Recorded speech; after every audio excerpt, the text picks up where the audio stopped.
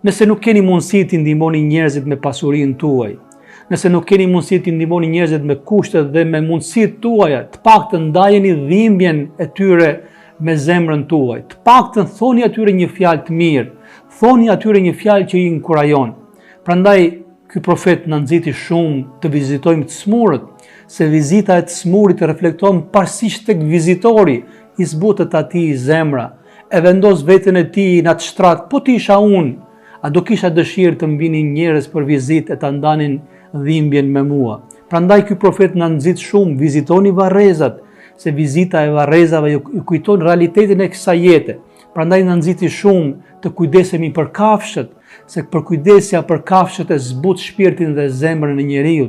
Prandaj na tha, nëse s'keni mundësi të ndihmoni një jetim, përkëdhelni kokën atij, sepse çdo qime floku që kalon në dora juaj do të jetë falje për gjunahet tuaja.